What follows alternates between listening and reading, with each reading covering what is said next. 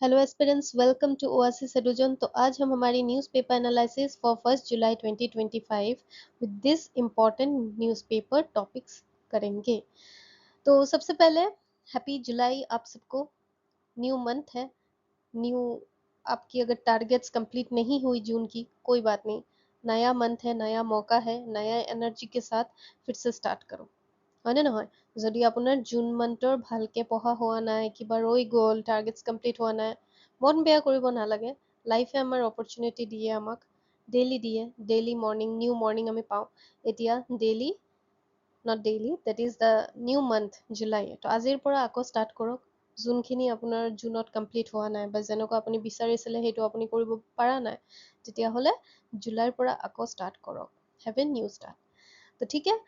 तो सबसे पहले हम बोलते हैं कि एज यूजुअल अगर कोई नए जुड़ रहे हैं हमारे साथ न्यू मंथ से, तो मैं बोलना चाहती हूँ कि यहाँ पे हम स्टैटिक वर्सेस करंट अफेयर्स पढ़ते हैं, क्योंकि करंट अफेयर्स एग्जाम में is all about 80% of static, है ना, जो जुड़ा हुआ रहता है। तो जो भी रिसर्च बैकग्राउंड में हमारे आर्टिकल के पीछे करना पड़ता है वो मैं आपके लिए यहाँ पे करके देती हूँ, and to the point, no irrelevant बकवास। ठीक है, बस मैं यहाँ पे आपको दिखाने के लिए कि हाँ बहुत सारा पढ़ रहा है, ऐसा नहीं। जो एग्जाम पॉइंट ऑफ व्यू से इम्पोर्टेंट है वो बता रही हूँ, and not only for prelims perspective, mains perspective पे भी हम यहाँ पे डिस्कस करते हैं। जो लोगों ने फॉलो किया जून मंथ की newspaper analysis, they already know कि हमारे यहाँ पे एग्जाम्पल, फैक्ट्स या फिर कोई भी मेंस रिलेटेड कोई भी डाटा हो, हम यहाँ पे आपको बताते हैं ताकि अपनी नोट्स आप अपग्रेड कर सको डे वन से ही।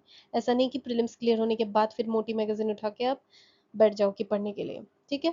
और प्लस प्रीलिम्स के जो भी स्टैटिक के इंफॉर्मेशन है, जो रिसर्च करनी पड़ती है, जो बेसिक बुक्स में नहीं है, वो मैं आपको बताती हूँ, ताकि बेसिक बुक में आप वही टॉपिक में जाके यहाँ पे जो एडिशनल पॉइंट है वो ऐड कर सको, ताकि स्टैटिक के साथ करंट अफेयर्स नोट आपकी साथ ही साथ तैयार होती रहे। ठीक है। तो this was all about why this initiative is important, and MCQs मैं रोज देती हूँ। रोज अगर आप 5 करोगे तो मंथ के एंड में कितना होगा, आप खुद काउंट कर लो। ठीक है, 150 तो एटलीस्ट कर ही लोगे, राइट। तो ये सब चीज़ें हैं, जो बेसिक चीज़ें हैं ये न्यूज़पेपर एनालिसिस के बारे में। एंड बाकी अगर आप यूपीएससी एपीएससी के साथ गवर्नमेंट एग्जाम भी प्रिपेयर कर रहे हो, उसके भी जो इंपॉर्टेंट फैक्ट्स होते हैं मैं देती हूँ। एंड सैटरडे मैं भी जो भी हफ्ते भर में मैप रिलेटेड कुछ अगर इंपॉर्टेंट रहता है, वो भी मैं आपको सैटरडे मैप स्पेशल में बताती हूँ। एंड यहाँ पे बाकी दिन, बाकी वीकडेज, मंडे टू फ्राइडे हम फैक्ट्स इन न्यूज़ डिस्कस करते हैं। जो न्यूज़ वैसे सच इंपॉर्टेंट नहीं होता, बट कुछ फैक्ट्स इंपॉर्टेंट होते हैं जो हमारे एग्जाम में कभी एलिमिनेशन टेक्निक में काम आ जाए, या फिर दूसरे गवर्नमेंट एग्जाम में भी काम आ जाए। तो overall less is more, but to the point वाली चीज़ों को अगर आपको जानना है तो आप इसे फॉलो कर सकते हो।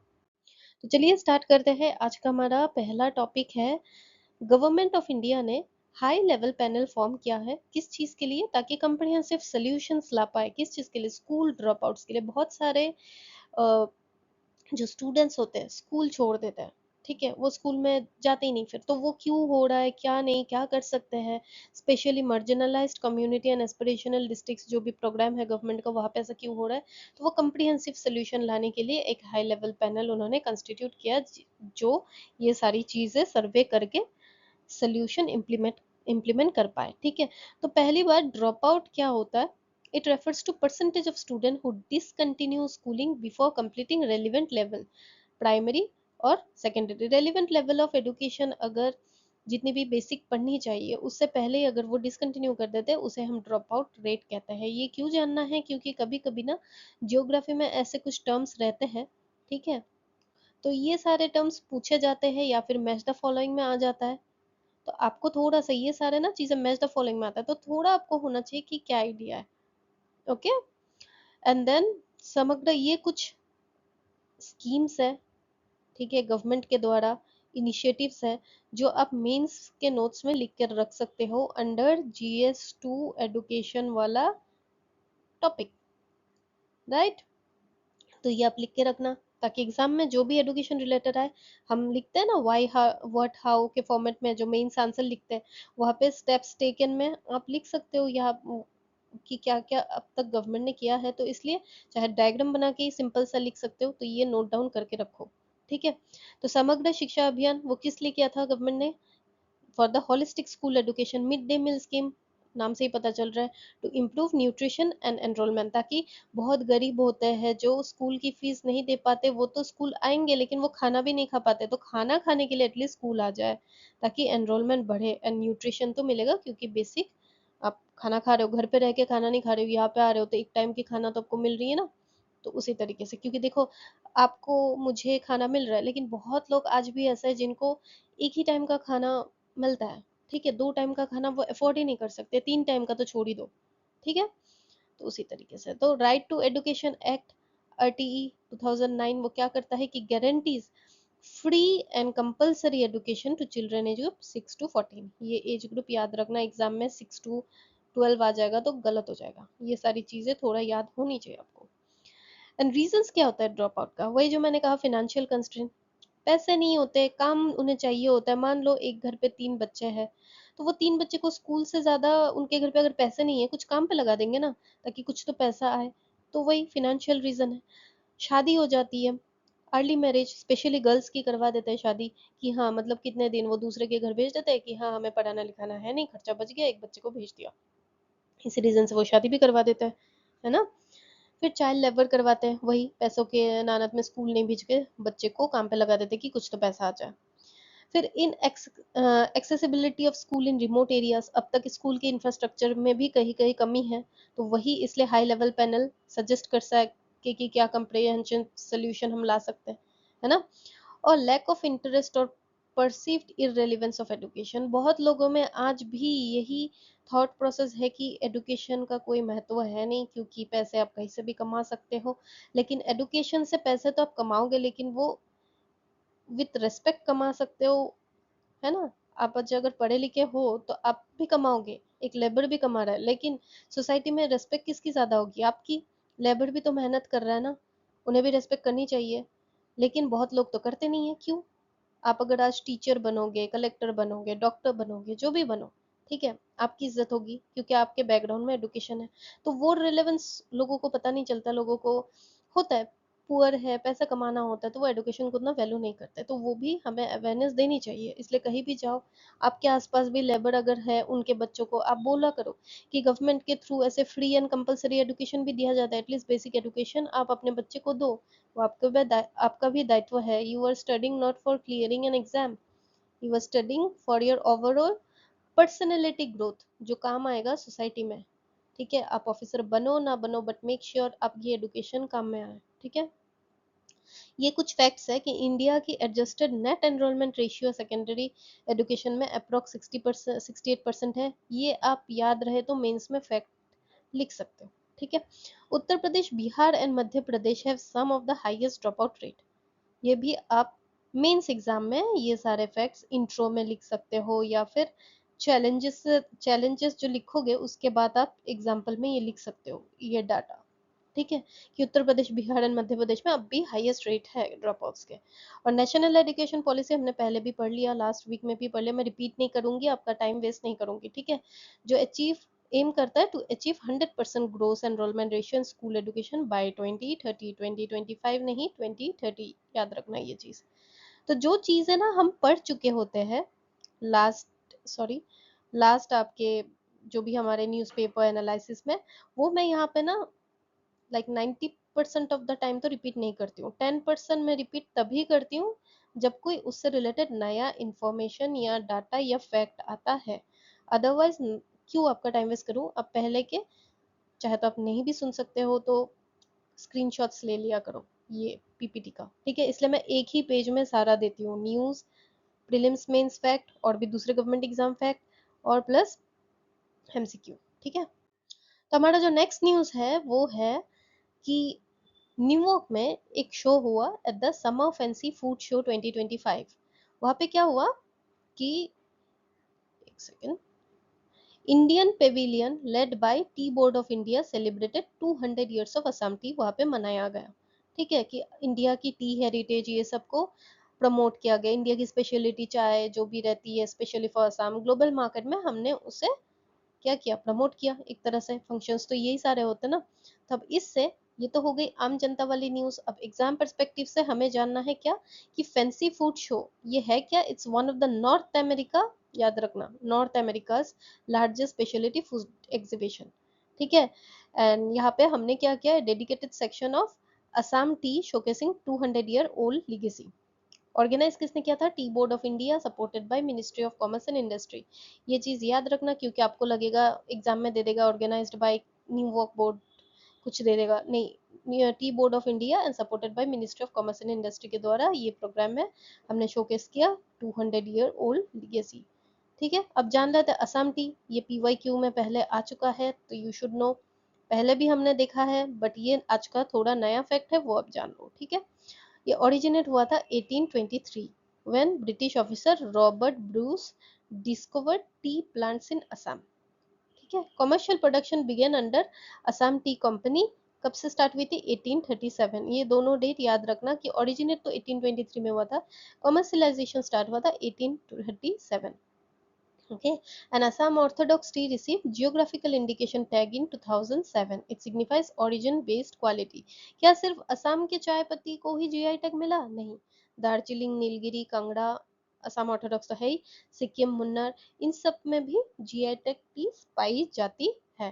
ठीक है, तो थोड़ा सा आपको आइडिया होना चाहिए। India is the second largest producer and fourth largest exporter tea globally. ठीक है, तो हम कहाँ कहाँ एक्सपोर्ट करते हैं? Basically Russia, UAE, USA, UK. And world की लार्जेस्ट टी ऑक्शन सेंटर कहाँ पे है? असम, गुवाहाटी। ठीक है, and tea board of India क्या है? Statutory body. कौन सी ministry? Ministry of commerce. Promote क्या करता है? Indian tea domestically and abroad भी, डोमेस्टिकली भी एंड अब्रॉड दोनों जगह, इंडिया भी, इंडिया से बाहर भी वो प्रमोट करता है। हेडक्वार्टर कहाँ है? कोलकाता। ठीक है, तो ये सारे कुछ फैक्ट्स हैं you should know about T वाली रिलेटेड टॉपिक क्योंकि पीवाईक्यू में पहले आ चुका है, सो इट्स इंपॉर्टेंट। तो इसी बेसिस पे आप ये एमसीक्यू सॉल्व करना। देन जो नेक्स्ट न्यूज है हमारा वो है जो रिनाउंस सोशल वर्कर है रीता दत्त, उनको अवार्ड दिया गया है। अवार्ड का नाम क्या है? लावण्य हजारिका आदर्श मातृ बोटा। क्यों दिया गया है? उनकी decades of work in maternal health social service में, ठीक है, विमेन वेलफेयर में उन्होंने काम किया, चाइल्ड प्रोटेक्शन में काम किया इन रूरल असम, तो उनको इसलिए सम्मान किया गया इस अवार्ड के थ्रू। ठीक है, उन्होंने ये सेक्टर्स पे काम किया। तो ये वाली न्यूज़ इम्पोर्टेंट है GS1 सोसाइटी में। विमेन के बारे में जो भी सिलेबस है डायरेक्टली वहाँ पे आप कोट कर सकते हो, वहाँ पे ये मेंस के नोट्स में आप लिख कर रखो, you will get extra mark in examination. ठीक है, क्योंकि बाकी जो मैगजीन में आती है ना मंथ एंड में, हाँ ये सारे न्यूज होंगे, बाकी दूसरे कुछ कॉमन भी होते हैं, कॉमन सारा लिख रहे, सारे लोग लिख रहे, तो आप थोड़ा सा अलग लिखो ना। तो उसी तरीके से इसलिए डे 1 से करो, उनके द्वारा कुछ छूट भी जाएगा तो आपके द्वारा नहीं छूटेगा, आप पढ़ जो रहे हो वो लिखने में आसानी होती है, फिर से लास्ट में मैगजीन उठा के पढ़ोगे क्या ही फायदा। ठीक है, यानी इसे ही कहते हैं होलिस्टिक प्रिपरेशन। तब हम जान लेते हैं कि जो लावण्य हजारिका आदर्श मातृ बोटा, तो अब जान लेते हैं लावण्य हजारिका के नाम पे क्यों, कौन थी? The award is named after Lavanya Hazarika, known for her contribution to Assamese society and women empowerment. तभी women related award में अभी ने दिया गया।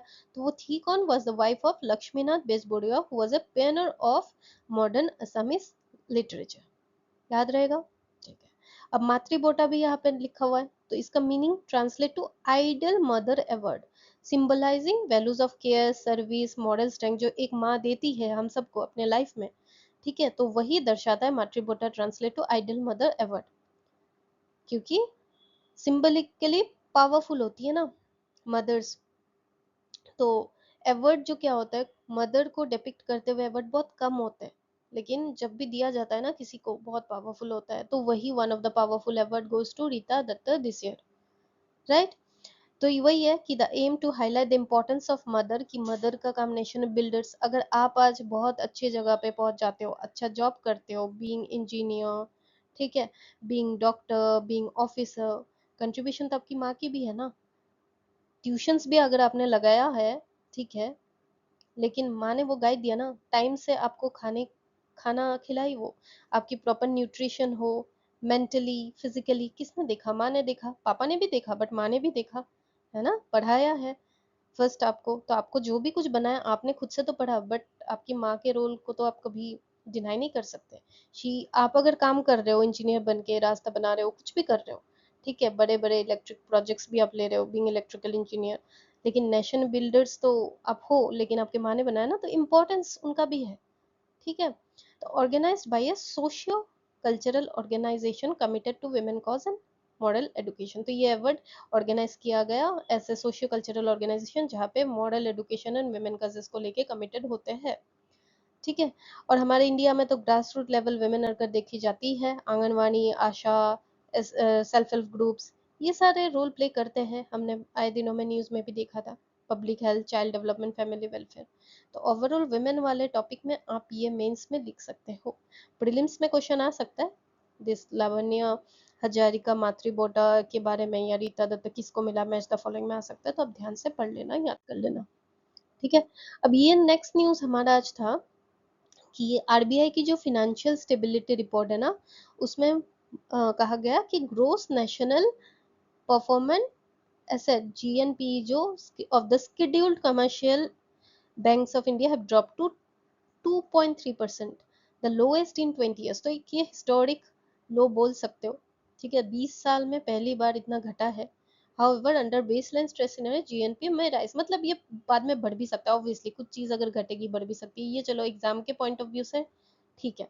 लेकिन एग्जाम से रिलेटेड हमें कुछ कॉन्सेप्ट्स इकोनॉमी के, ये अगेन स्टैटिक है, तो स्टैटिक में आप ज्यादा वास्ट तरीके से बुक में दिया हुआ है। ये वाला चैप्टर आप जहाँ पे एनपीए वगैरह है वो आप जाकर पढ़ लेना, और उसमें ये एडिशनल आप पॉइंट्स लिख लेना। ठीक है। तो जीएनपी क्या होता है? ए लोन, जहाँ पे अगर आपने लोन दिया हुआ है, लेकिन लोन लिया हुआ है where interest and principal remain unpaid, कितने दिन के लिए, 90 डेज हो गया या फिर उससे ज्यादा हो गया, फिर लोन रिपे हुआ ही नहीं, मीन्स जहाँ पे interest and principal amount unpaid है, तो उसे ही हम कहते हैं जीएनपी है। तो GNP means total bad loans before provisioning. ये टर्म याद रखना। प्रोविजनिंग मतलब क्या होता है? देखो, बैंक ना कुछ अमाउंट्स साइड में रख देता है एज बफर। ठीक है, जैसे कि मान लो बैंक के पास 50 रुपए है, 30 रुपीज वो बफर रख देगा, ताकि कल को अगर क्राइसिस आई या पोटेंशियल लोन लॉसेस को वो खुद कवर कर सके, ताकि बैंक की हेल्थ सही रहे। ठीक है। इसलिए जब हाई प्रोविजन होती है, मतलब 50 में से 30 रहती है, तो मतलब एनपीए 20%, मतलब हाइपोथेटिकली सोचो, अगर 50 में से 40 ही बैंक ने प्रोविजन किया, मतलब 10% एनपीए है, तो कम हुआ ना 10 पीए। तो वही कहा कि higher provision equal to lower NNPS. मतलब आप जितना ज्यादा बफर रखोगे, मतलब आपको यूटिलाइजेशन बैड लोन्स कम है ना, तभी तो आपको प्रोविजनिंग वाली जो आपकी बफर जोन है वहां से पैसे लेने नहीं पड़ रहे। आप समझे हो कॉन्सेप्ट को? मतलब मान लो आपकी एक अलमारी है घर पे, तिजोरी, आपने वहां पे 100 रुपीज रखी है। ठीक है। आपके घर पे कोई काम करता है, लेकिन पैसा आपसे लेकर गया लेकिन देता नहीं है, वो फिर आप, मान लो यहाँ पे आपका एक बैग है, यहाँ पे आपका 100 रुपीज था, ये कोई लेके गया लेकिन ये भर नहीं रहा है, बट आपको इस बैग में भी 100 रुपीज हर मंथ भरने होते हैं, तो आप यहाँ से रखोगे ना, तो ये खाली रहेगा। मतलब यहाँ पे किसी ने पैसा लेके आपको दिया नहीं, लेकिन अगर जिसने पैसा लिया वापस दिया, तो यहाँ पे 100 ऑलरेडी रहेगा, आपको ये वाली चीज खर्चा करने की जरूरत ही नहीं है। तो जितनी हाई आपकी प्रोविजनिंग होगी, उतनी लो एनपीए होगी। समझ आया ना? आई होप आपको कॉन्सेप्ट समझ आ गया हो। तो यही है कि बिफोर प्रोविजनिंग के पहले जो टोटल बेड लोन्स काउंट करते हैं उसे ही हम जीएनपीए कहते हैं। ठीक है। और नेट एनपीए क्या कहते हैं? Net NPA means GNPA minus provisions made by bank. कि ये तो बिफोर प्रोविजनिंग था, ये ध्यान रखना, ये बिफोर प्रोविजनिंग है, और ये आफ्टर प्रोविजनिंग। लेकिन जीएनपीए के साथ अगर हम प्रोविजंस जो बैंक के द्वारा किया गया है वो माइनस कर देते हैं, तो वही शो करता है actual bad loans that bank still risk losing, तो वही होता है एनएनपीए। याद रहेगा? ओके। देन आता है यहाँ पे और एक कॉन्सेप्ट, कैपिटल एडिक्वेट रेशियो। ये क्या है? Ratio of banks capital to its risk. मतलब वही है, घुमा फिरा के प्रोविजनिंग के जैसे ही आप समझ सकते हो कि बैंक अपने कैपिटल में कितना पैसा रखता है, अपने पास कितना रखता है। वो कुछ उनको अमाउंट अपने पास रखना जरूरी होता है फॉर द इमरजेंसी सिनेरियो, ताकि वो खुद से भी दे पाए। ठीक है। तो vessel norm recommend minimum CRAR कितना होना चाहिए? 8%। इंडिया में मेंटेन करते हैं 9%। ठीक है। और अगर वो 16% से ज्यादा है, मतलब हेल्दी बफर है, कि आपने बहुत ज्यादा आपके पास बफर रखा हुआ है। देन ये जो रिपोर्ट है, फिनेंशियल स्टेबिलिटी रिपोर्ट ने ही कहा है ना कि GNPA अब शेड्यूल हैव ड्रॉप्ड है, कमर्शियल बैंक की ड्रॉप की है। तो ये रिपोर्ट क्या होता है, ये बाई एनुअल रिपोर्ट होता है जो जून एंड दिसंबर को पब्लिश की जाती है by reserve bank of India. क्या करता है ये, फिनेंशियल हेल्थ ऑफ इकोनॉमी के बारे में हमें बताता है, बैंक के बारे में बताता है, NBFC and micro financial risk के बारे में बताता है। ऑब्वियसली कोई भी रिपोर्ट होगा फिनेंशियल हेल्थ के बारे में तो ये सारी चीजें तो करेगा ना, कॉमन सेंस अगेन। लेकिन आप कहोगे मैम हाई एनपीए होता है तो क्या होगा, अगेन कॉमन सेंस। अगर आपके पास नॉन परफॉर्मिंग एसेट ज्यादा है, बैड लोन्स ज्यादा है, तो बैंक एबिलिटी टू लैंड घट जाएगी ना। उसके पास बेचारा पहले ही 100 रुपए यहाँ पे था, उसको यहाँ पे घाटे करने, यहाँ पे फुलफिल करने में लग जा रहा है, तो आपको क्या ही वो लैंड करेगा। और फिर इन्वेस्टर की कॉन्फिडेंस भी कम होगी। मैं कल को आप इन्वेस्टर हो, इस बैंक में जाओगे क्या जिसका अब नहीं घाटा हो रखा है, तो इन्वेस्टर की कॉन्फिडेंस, क्रेडिट ग्रोथ भी वीकेन होती है और ओवरऑल इम्पैक्ट इकोनॉमिक एक्सपेंशन में भी इम्पैक्ट होती है, राइट। तो this was all about the news related to GNPA. तो आप ये एमसीक्यू सॉल्व करना, ठीक है। बाकी है 3 death and 24 affected as encephalitis outbreak turn serious in Darrang Assam. तो आपने न्यूज में हाल ही फिलहाल में देखा होगा कि कुछ लोगों की डेथ हो गई ड्यू टू जापानीज एंकेफेलाइटिस। तो पहले हम देख लेते हैं एंकेफेलाइटिस होता क्या है। It's a inflammation of brain. किसके द्वारा होता है, usually caused by viral infection. Bacterial आ जाएगा तो एग्जाम में ध्यान रखना, ठीक है। लेकिन can also be bacterial and autoimmune, ठीक है।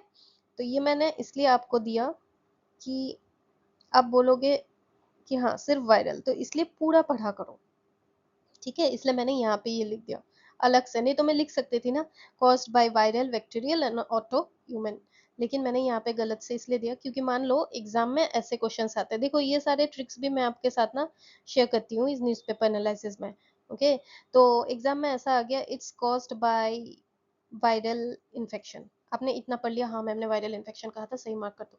बट यहाँ पे आया but can not be bacterial, तो नहीं, कैन ऑल्सो बी बैक्टीरियल। या फिर आपने मान लो इतना ही पढ़ा अभी पढ़ते वक्त भी, यहाँ पे कैन ऑल्सो बैक्टीरियल आप गलत मार्क करके आए, तो इसलिए पूरा स्टेटमेंट आंसर पढ़ा करो एग्जाम में, ठीक है। तो ये वायरल भी हो सकता है, बैक्टीरियल भी हो सकता है, ऑटो इम्यून भी हो सकता है, ध्यान रखना सब हो सकता है, ठीक है। देन जापानीज एंकेफेलाइटिस क्या होता है, ये mosquito born viral disease found in Asia, transmitted by कौन सा, क्यूलेक्स मॉस्क्यूटो। प्राइमरली ज्यादातर अफेक्ट करते हैं चिल्ड्रन को, ठीक है। एंड जो वैक्सीन दिया जाता है वो प्रोवाइड किया जाता है अंडर यूनिवर्सल इम्यूनाइजेशन प्रोग्राम इन एंडेमिक एरियाज, ठीक है। तो local health official vaccination drive भी तो करते हैं इनिशिएट, बाकी वेक्टर कंट्रोल मेजर्स भी करते हैं। ये टर्म आ जाएगा तो ध्यान रखना, ये सारी चीजों से मैनेजमेंट करता है। तो वेक्टर कंट्रोल मेजर्स में क्या करते हैं, involves larval source management. Larval source management मतलब कुछ जगह होती है जहाँ पे बहुत पानी वानी जमे रहते हैं, वहाँ पे मच्छर बहुत आते हैं। कुछ ऐसे जगह होते हैं ना, स्कूल के बाहर साइड में, घर के बाहर आंगन में पानी जमा होता है, तो वो सारी चीजें ऑफिशियल्स ढूंढ के निकालती है एंड उनको ब्रीडिंग ग्राउंड जो होती है जहाँ पे मच्छर ज्यादा रहते हैं उनको मेडिसिन के थ्रू हम डिस्ट्रॉय करते हैं। तो उसी को ही हम कहते हैं लार्वल सोर्स मैनेजमेंट। एग्जाम में ये टर्म आ जाए तो याद रखना mosquito related, Japanese encephalitis related ही कुछ था। Fogging, community awareness and health surveillance, ये सब कोई वेक्टर कंट्रोल मेजर्स हम कहते हैं। असम में और कहाँ का हॉटस्पॉट है जहाँ पे हमने पहले भी देखा है ये जापानीज एनकेफेलाइटिस की आउटब्रेक, डिब्रूगढ़, शिवसागर, जोरहाट, तरंग, बरपेटा, गोलाघाट, ठीक है। अब जो ये क्यूलेक्स हमने यहाँ पे देखा ही है, क्यूलेक्स मॉस्किटो, तो अब क्यूलेक्स ये पूरा नाम अगर आ जाए, ट्राइटानियो रीनकस, पूरा तो नहीं आएगा बट ठीक है, टर्म थोड़ा सा पिक्टोग्राफिक मेमोरी रख लो कि it's a primary vector of Japanese encephalitis. इसकी फर्टिलिटी रेट 20 to 30% होती है, स्पेशली ये प्राइमरली चिल्ड्रंस में होता है। और फर्स्ट आउटब्रेक इन असम कब हुआ था, दैट इज 1976, ठीक है। तो इस बार फर्स्ट टाइम हुआ वो गलत हो जाएगा, ऑब्वियसली वो कॉमन सेंस है, पहली बार थोड़ी ना होगा यार। पहली बार तो कोविड आया था तो वैक्सीन के लिए कितनी हड़गम बच गई थी, तो अभी तो पहली बार होगा नहीं, पहले ही आया था ऐसा, इसलिए वैक्सीन भी अवेलेबल है, राइट। तो national vector borne disease control programme, ये प्रोग्राम ही हैंडल करता है Japanese encephalitis, malaria, dengue, chikungunya, ये सारी चीजें। और वैक्सीन, ये इतना ध्यान रखने की बात यही है कि SA 14 14 2 ये सारा वैक्सीन रिलेटेड टू जापानीज एंकेफेलाइटिस जो यूज होती है हमारी इंडिया में, ठीक है। तो ये टर्म आता है तो याद रखना वैक्सीनेशन है, ओके, तो ये एमसीक्यू सॉल्व करना। देन हमारा नेक्स्ट न्यूज है chief minister reviews Rang Ghar beautification project. तो रंगघर जो शिवसागर में है, पता है ना आपको? शिवसागर क्यों? क्योंकि Sivasagar is the historical capital of Ahoms in upper Assam. तो इसकी ब्यूटिफिकेशन एंड कंजर्वेशन प्रोजेक्ट के बारे में हम चर्चा कर रहे हैं, ताकि और हम टूरिस्ट को अट्रैक्ट कर सके, हमारे टूरिज्म हेरिटेज वैल्यू को और अपग्रेड कर सके। तो यहाँ पे इस चीज को करने के लिए कौन सी एजेंसी इन्वॉल्व है? Department of archaeology, government of Assam, in coordination with ASI, archaeological survey of India. तो ऑब्वियसली किसी भी आर्किटेक्चर के तो यही सारे रहेंगे ना, तो ऐसे कनेक्टेड करके पढ़ना, इतनी रट्टा मारने की भी जरूरत नहीं है। ठीक है, तो रंगघर बिल्ड किसके द्वारा किया गया था? स्वर्गदेव प्रमता सिंह, ठीक है, of the Ahom dynasty. It served as a royal pavilion for Ahom king to witness sports like buffalo fights and wrestling. Explain करने की जरूरत नहीं है, बेसिक कॉमन सेंस समझ आ गया। ठीक है, अहोम डायनेस्टी जो असम को रूल किए थे फॉर 600 ईयर्स, राइट? आपके बेसिक हिस्ट्री में जाके आज अहोम डायनेस्टी के बारे में पढ़ लो। ठीक है, असम हिस्ट्री की किताब खोलो, वो रिवाइज करो, एंड साथ में ये चीज रंगघर के बारे में भी कोने में लिख दो। तो ऐसे ही तो होता है आपका होलिस्टिक प्रिपरेशन। बाद में आपको मैगजीन उठा के पढ़ने की जरूरत नहीं है यार, अभी से करते रहो। ठीक है, तो बाद में इनमें बोलोगे मैम इस बार तो एग्जाम देके मजा आ गया, पास हो फेल हो वो आपके हाथ में नहीं है, लेकिन पढ़ाई करके अगर मजा आ जाता ना एग्जाम के पहले कि मेरा सारा कुछ कवर्ड है, एटलीस्ट 80% तो कवर है मैम, कॉन्फिडेंस आपकी ना पीक लेवल पे होगी। तो ऐसे ही पढ़ो, डे वन से होलिस्टिक प्रिपरेशन करो। वो जो कहते हैं ना टॉपर्स भी कि स्टैटिक के साथ करंट अफेयर्स रोज न्यूज़पेपर पढ़ो, रोज स्टैटिक भी पढ़ो, सिर्फ पढ़ के रख देना ऐसा नहीं होता। पढ़ के ऐसे नोट्स भी नोट डाउन कर लो। और ये मैं सिंपल आपको आपको मैं नहीं बोल रही हूँ कि करंट अफेयर्स का आप दूसरा नोट्स बनाओ। ठीक है, कुछ अगर फैक्ट्स वाले न्यूज है जो किसी सिलेबस में नहीं है, जो मैं देती हूँ प्रीलिम्स के, वो आप एक A4 शीट ले लो हर मंथ का, उसमें लिखते जाओ। बाकी जो स्टैटिक से रिलेटेड, अब अहोम डायनेस्टी आपका स्टैटिक है, तो उसमें आप साइड में कोने में लिख दो ना रंगघर के बारे में भी, तो एग्जाम में आता है, मेंस हो प्रीलिम्स हो, प्रीलिम्स में तो चलो आ ही गए, मेंस में भी आप कनेक्टेड वे से कुछ भी उसमें क्वेश्चन आता है तो आप लिख सकते हो प्रेजेंट एग्जाम्पल देके भी कि अब भी इसकी खासियत को हम चेरिश करते हैं, राइट? तो इसी तरीके से पढ़ना है आपको। नोट्स में नोट मेकिंग भी आपकी सिंपल हो जा रही है ये न्यूज़पेपर एनालिसिस से, राइट? तो आप ये सारी चीजें देख के इनकलकेट किया करो। ठीक है, देन इसके आर्किटेक्चर की स्पेशलिटी क्या है? आर्ट एंड कल्चर में कभी आ जाती है, तो you should know about the basic architecture. Constructed with a unique mixture of rice powder, eggs and indigenous bricks. ये याद रखना थोड़ा सा। ठीक है, चावल का पाउडर, अंडे और इंडिजिनियस जो ईटे होते हैं उससे। Symbolising advance home engineering. It is a distinctive Oval shape roof. ये भी ध्यान रहेगा, अगर आपने देखा है गूगल कर लो, इमेज देखो, पिक्टोग्राफिक मेमोरी बनाओ, कभी जाओगे तो ये सारा चीज याद रखना। Resembling an inverted boat. ठीक है, जो ओवल शेप रूफ है वो सिंबल रिजेंबल क्या करता है? Inverted boat. और ये declare as a protected monument किसके द्वारा? ASI, archaeological survey of India. तो रंगघर का मीन्स क्या है? हाउस ऑफ एंटरटेनमेंट, ऑल्सो इसे कॉलेजियम ऑफ ईस्ट भी कहा जाता है। तो the structure is a two storeyed oval pavilion, right? Oval shape हमने पढ़ा था, तो two storeyed, unique to south Asian architectural architectural history, और it's a part of the Thai Ahom cultural landscape being proposed for UNESCO World Heritage status, propose किया गया। ठीक है, तो ये सारी चीजों के बेसिस पे एमसीक्यू जरूर से सॉल्व करना है। मैंने जैसा कहा कि स्टैटिक नोट्स में प्लीज अपग्रेड करो, ये आपको ना एग्जाम के पहले दिन समझ आएगा कि कितने कॉन्फिडेंस से आप जाते हो एग्जाम में। एंड यही सारे जो मैं बोलती हूँ ना कि कुछ फैक्ट्स देती हूँ, तो ये एक A4 साइज में, अगर कहीं भी स्टैटिक से रिलेटेड नहीं है तो एक A4 शीट रखो, या जून जुलाई का एक ही यहाँ पे जून लिख दो और पीछे जुलाई लिख दो। ठीक है, एक ही में हो जाएगा क्योंकि इतने सारे फैक्ट्स तो होते नहीं है बस। ठीक है, तो ये अभी जैसे ये फैक्ट्स नहीं लिखना है आपको, ये तो मैंने आपको अभी बताने के लिए कि कैसे आया मैम, समझ ही नहीं आई न्यूज़ कहाँ पे था ऐसा। तो अभी आपको पता है कि न्यूज़ में मेघालय टूरिज्म डिपार्टमेंट ने मैंडेटरी कर दिया कि आपको लोकल गाइड, जो रजिस्टर्ड सर्टिफाइड जो लोकल गाइड है वो लेना पड़ेगा अगर आप ट्रैकिंग रूट्स में जाते हो इन द ईस्ट खासी हिल। ठीक है, तो ट्रैकिंग डेस्टिनेशन जो भी है ये सारे में आप अगर जाना चाहते हो लिविंग रूट ब्रिज, तो अभी आपको एक सर्टिफाइड लोकल गाइड साथ में लेना होगा। तो अब लिविंग रूट ब्रिज क्या है? वो यूनिक टू मेघालय है। They are bio engineered natural structure made by guiding roots of the ficus elastica tree across stream, recognized by UNESCO as a potential heritage site।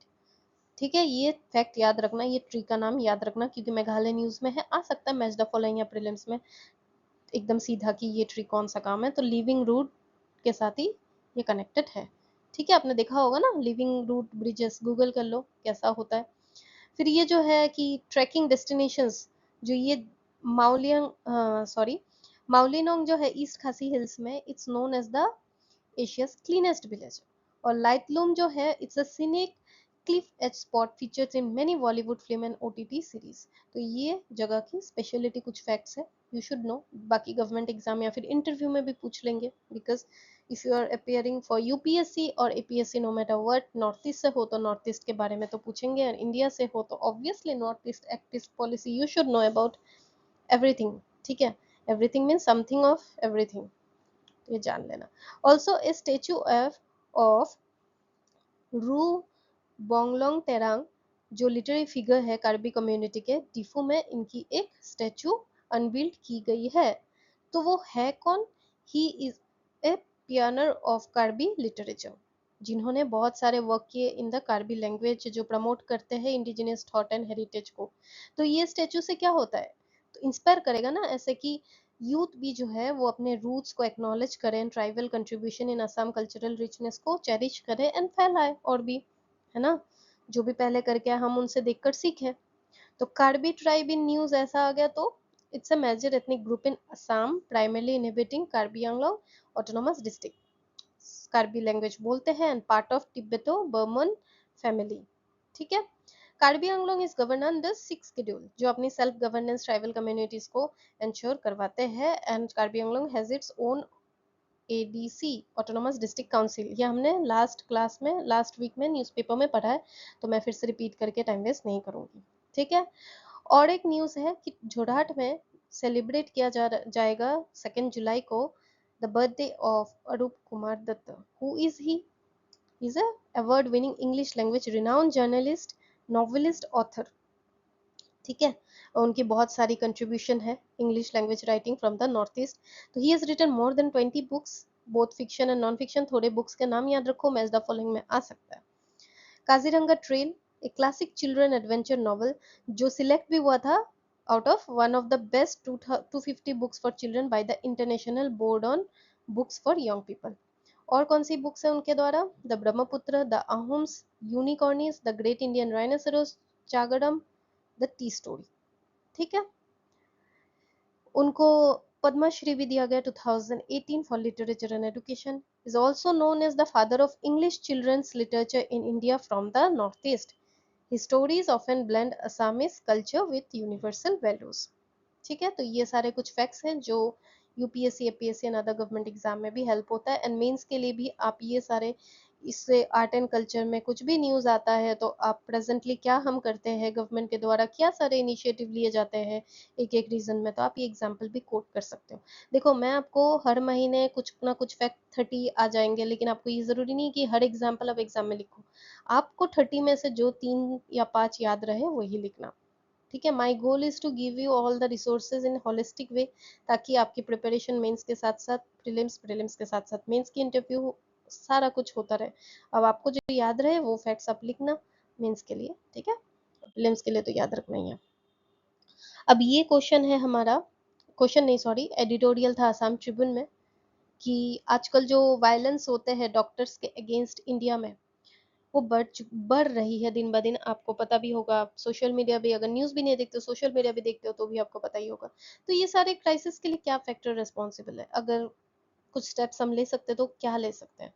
तो यही है कि इंट्रोडक्शन आपको लिखना है, पहले रीजंस देखो, यहाँ पे और भी बहुत सारे कुछ आपको लिखना है, स्टेप्स टेकन में भी आपको लिखना है। यहाँ पे मैंने आंसर पूरा नहीं दिया, स्टेप्स टेकन आप लिखना। मैंने आपको आए दिन न्यूज में हेल्थ के सेक्टर में गवर्नमेंट ने क्या क्या स्टेप्स लिया बताते रहती हूँ ना, कि वो सब नोट डाउन करो।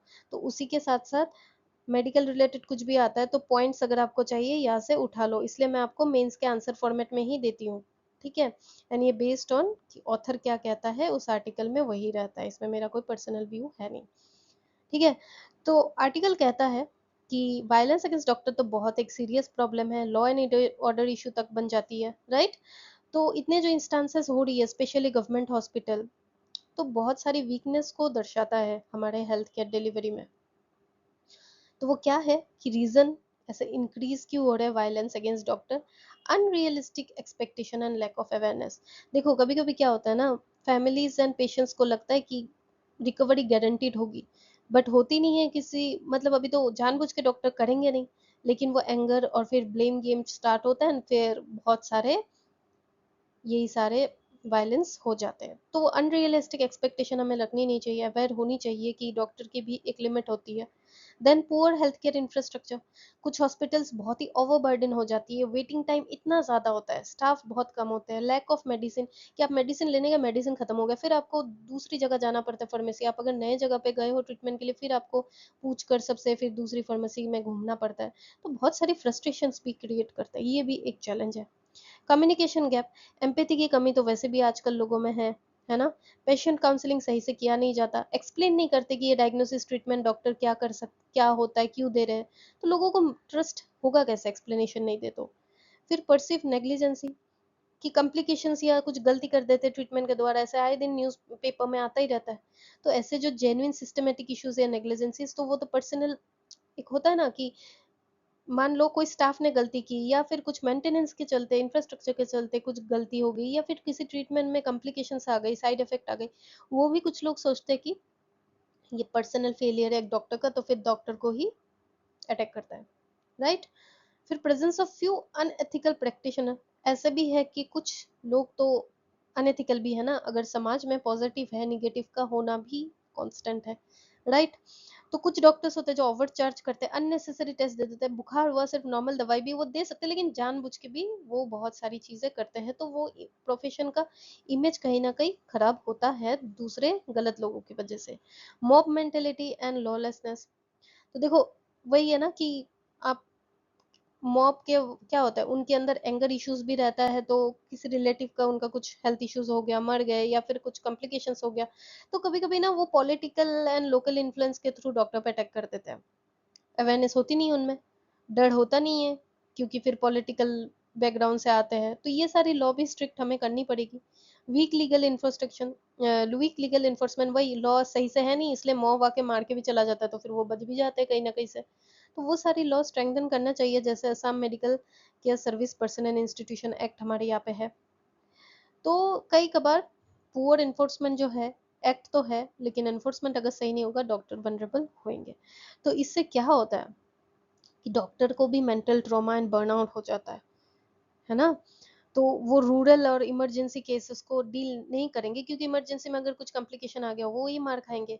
रूरल एरिया में जाके अगर आप गुंडागर्दी करोगे मॉब लोकल इन्फ्लुएंस में आके, तो वो भी डरेंगे, राइट? इसलिए क्वालिटी जो डॉक्टर पेशेंट जो रिलेशनशिप है वो भी घटती है कि नहीं? और इंक्रीज एट्रिशन और माइग्रेशन ऑफ मेडिकल प्रोफेशन, तो माइग्रेशन वो शहर में जाते हैं सेफ, अपना सेफ्टी देखकर अपना क्लिनिक खोलकर वैसे ही रहते हैं, तो बहुत सारी इंक्लूसिव डेवलपमेंट हो नहीं पाती है in case of health sector, है ना? तो हम क्या कर सकते हैं? लीगल एंड एडमिनिस्ट्रेटिव एक्शन हम ले सकते हैं कि जीरो टॉलरेंस पॉलिसी हम लाए कि डॉक्टर के अगेंस्ट वायलेंस हो उसे हम जीरो टॉलरेट करेंगे। एग्जिस्टिंग लॉ है उसके तहत फास्ट ट्रैक कोर्ट्स की, ऐसा नहीं कि तारीख पे तारीख चलता रहे, कि जिसने भी कुछ किया उसको कड़ी से कड़ी सजा होनी चाहिए। हेल्थ केयर रिफॉर्म्स हम ला सकते हैं कि इंफ्रास्ट्रक्चर हम बदले, वहाँ पे हॉस्पिटल में मेडिसिन की लैकिंग ना हो, और डॉक्टर पेशेंट की रेशियोज पे भी हम ध्यान दें, कि ऐसा नहीं कि आप 20 पेशेंट को अच्छे से देख सकते हो, लेकिन पैसे के चक्कर में 100 को देख रहे हो एंड 20 को भी अच्छे से नहीं देख रहे हो। तो वो सारी चीजें, सिक्योरिटी सिस्टम हमें लानी चाहिए, CCTV, emergency alarm, police post वगैरह। प्रोफेशनल रिफॉर्म्स लानी चाहिए, promote good medical practice, communication, empathy, ethics, ये सब होना चाहिए। तो सॉफ्ट स्किल सिखाना चाहिए हमें डॉक्टर एंड स्टाफ को भी। कुछ डॉक्टर भी होते हैं बहुत रूड होते हैं, स्टाफ सही से जवाब देते भी नहीं है, तो वो सारी चीज भी ला सकते हैं to decrease the violence against doctor, है ना? Patient education and public awareness, patient को भी हमें एथिक्स एंड मेडिकल प्रोफेशंस की लिमिटेशन के बारे में बताना चाहिए, कि वो एंड ऑफ द डे एक इंसान ही है, एंड कुछ अगर कॉम्प्लिकेशन होता है, वो पर्सनली कोई भी डॉक्टर नहीं चाहेगा, जो भी अच्छे डॉक्टर, एथिकल डॉक्टर, कोई भी नहीं चाहेगा यार। ये तो देखो कुछ लोग तो निगेटिव होंगे, फ्यू अनएथिकल प्रैक्टिशनर, लेकिन बाकी एथिकल प्रैक्टिशनर कभी चाहेंगे क्या उनकी वजह से पेशेंट की कोई लॉस हो जाए? तो ये सारी कैंपेन प्रमोट हमें करना चाहिए डॉक्टर पेशेंट की ट्रस्ट लेवल बिल्ड करने के लिए। Then encourage ethical medical practice, कि हाँ अनएथिकल जो प्रैक्टिस होती है, इलीगल एबॉर्शन, फार्मा हॉस्पिटल की यही फार्मेसी सब खरीदना, उनका आपस में कैटरेट होता है, तो ये सारी चीजें हमें क्रैक डाउन करनी चाहिए ताकि पेशेंट के साथ डॉक्टर की एक रिलेशनशिप जो ट्रस्ट लेवल पे होता है वो बने, क्योंकि बॉन्डिंग सही होगी तो दुविधा भी कम होगी। तो देखो डॉक्टर्स तो हमारे बैकबोन होते हैं ना हेल्थ केयर के, तो इसलिए उनकी सेफ्टी, उनका जो डिग्निटी वो हमें रक्षा तो करनी चाहिए, इसलिए हम इंफ्रास्ट्रक्चर, लीगल सेफगार्ड और एथिकल बिहेवियर को अगर हम ध्यान दें, इम्प्रूव करें, तो मेडिकल सिस्टम में हम फेथ फिर से वापस ला सकते हैं, एंड डॉक्टर को भी हेल्प होगी dignified effective health care delivery करने में। अदरवाइज ये सारी इंस्टांसेस एक्सीडेंट्स होती रहेंगी। ठीक है, तो यही सारा कुछ आज के न्यूज़पेपर आर्टिकल में डिस्कस था, and it's important in GS paper two, governance, social justice, health sector का पेपर जो भी सिलेबस है, एंड एथिक्स में भी आता है, तो केस स्टडीज में भी आप ये सारे पॉइंट्स लिख सकते हो। ठीक है, जैसे कि एथिक्स में केस स्टडी आता है ना, आप कहीं के डीएम हो, आप जहाँ पे हो वहाँ पे हॉस्पिटल पे दंगा हो गया तो आपको क्या करना चाहिए, कौन सी चीज़ का ध्यान रखना चाहिए, तो ये सारी पॉइंट्स अगर आप जानोगे तो आपको पता होगा कि आप किस बाउंड्री में रहकर आप काम करना चाहोगे, है ना, तो आपको थोड़ा सा आइडिया रहेगा तो आप लिख पाओगे। ठीक है, तो I hope you enjoy this session. ठीक है, अगर आपको ये सेशन अच्छा लगे तो लाइक करना, सब्सक्राइब करना और कमेंट करना एमसीक्यू, या फिर आपको कुछ और भी इनिशिएटिव या कुछ भी आपको डाउट हो आप कमेंट कर सकते हो। I will try to address your doubt, your means जो भी दुविधा है मैं ट्राई करूंगी आपको एड्रेस करने के लिए। ठीक है, तो फिर हम कल मिलते हैं, आज के लिए इतना ही। Have a good day and thank you.